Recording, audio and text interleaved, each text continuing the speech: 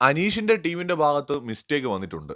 കാരണം അനീഷ് അത് ഏറ്റെടുക്കേണ്ടായിരുന്നു. ശരിക്കും അത് സാബുമാനോ, അപ്പാനിയോ ചെയ്യണമായിരുന്നു. കാരണം അനീഷിനേക്കാൾ കുറച്ചും കൂടി സ്ട്രോങ് ആയിട്ട് എനിക്ക് തോന്നുന്നത്, ഫിസിക്കലി സ്ട്രോങ് ആയിട്ട് സാബുമാനോ അല്ലെങ്കിൽ അപ്പാനിയോ ആണ് എനിക്ക് തോന്നുന്നത്. പ്രത്യേകിച്ച് സാബു സിക്സ് പാക്ക് ഒക്കെ ഉള്ള ഒരാളാണ്.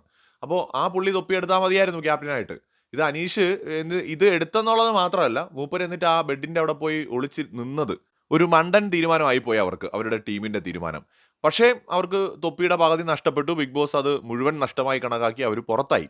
ഇതിന് ശേഷം വയ്യാതെ അനീഷിന് ഒരുപാട് കിട്ടി. അനീഷും തെറ്റ് ചെയ്തിട്ടുണ്ട്. അനീഷ് ഷാനവാസിനെ കടിച്ചു. അത് വലിയ തെറ്റാ. അത് മിക്കവാറും പണി കിട്ടും. അപ്പോൾ ഇത് അനീഷിന് ബുദ്ധിമുട്ട് വന്നിട്ടായിരിക്കാം ചെയ്തത്. പക്ഷെ എങ്കിൽ കൂടി അനീഷ് ആകെ ദേഹം മൊത്തം പരിക്ക് പറ്റി ശ്വാസം മുട്ടലൊക്കെ ആയിട്ട് അങ്ങനെ ഇരിക്കുന്ന സമയത്ത് ഈ അപ്പാനി സാബുവും കൂടെ പോയിട്ട് പറയാണ് അനീഷ് ഒറ്റൊരുത്തം കാരണമാണ് ഇവർ തോറ്റുപോയത്. അതായത് മുഴുവൻ കുറ്റവും അനീഷിന്റെ തലയെ കൊണ്ടുവയ്ക്കുകയാണ്. എന്നിട്ട് ഇവർ പറയാണ് ഇവർ മാക്സിമം ട്രൈ ചെയ്തു മറ്റുള്ളവരെ അറ്റാക്ക് ചെയ്യാതിരിക്കാനെന്ന്. ഇവർക്കത് ബോധമില്ലേ? ബിഗ് ബോസ് എന്താണ് പറഞ്ഞത്? ഈ ക്യാപ്പ് വെച്ചിരിക്കുന്ന ക്യാപ്റ്റനെ പ്രൊട്ടക്ട് ചെയ്യേണ്ട ഉത്തരവാദിത്വം എന്ന് പറയുന്നത് ഗാർഡിയനായിട്ട് നിൽക്കുന്ന രണ്ടുപേരുമാണ്. അപ്പോൾ അതിന്റെ അർത്ഥം ഈ ഒരു മത്സരത്തിൽ ഇവരുടെ ഉത്തരവാദിത്വം, അതായത് അപ്പാനിയുടെയും സാബുവിന്റെ ഉത്തരവാദിത്വം ആരെങ്കിലും അനീഷിന്റെ അടുത്ത് നിന്ന് തൊപ്പി പിടിക്കാൻ വന്നു കഴിഞ്ഞാൽ അതിനെ തടഞ്ഞ് അനീഷിനെ പ്രൊട്ടക്ട് ചെയ്യുക എന്നുള്ളതാണ്. അതിൽ ഇവരല്ലേ പരാജയപ്പെട്ടത്? അനീഷിനെ പ്രൊട്ടക്ട് ചെയ്യുന്നതിൽ ഇവർ രണ്ടുപേരും പരാജയപ്പെട്ടതുകൊണ്ടാണല്ലോ തൊപ്പിയുടെ പകുതിയും കൊണ്ട് ഷാനവാസിന്റെ ടീം പോയത്.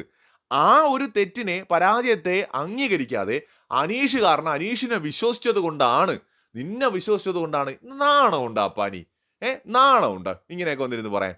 നിങ്ങൾ 3 പേരും കൂടെ തീരുമാനിച്ചു, അതിലൊരാൾ ക്യാപ്റ്റനായി. നിങ്ങളുടെ 3 പേരുടെയും കൂടെ പിടിപ്പുകേട് കൊണ്ടാണ് അത് പോയത്.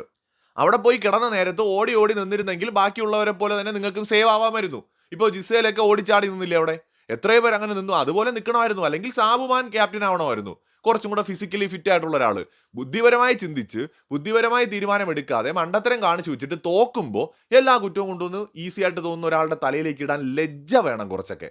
അയാൾ ഇത്രയും പരിക്ക് പറ്റിയിട്ടിരിക്കുന്ന അവസരത്തിൽ തന്നെ അത് പോയി പറയുകയും ചെയ്തു. അത്രയ്ക്കുണ്ട് വിവേകവും വകതിരിവും എന്ന് പറയുന്നത്. കഷ്ടം.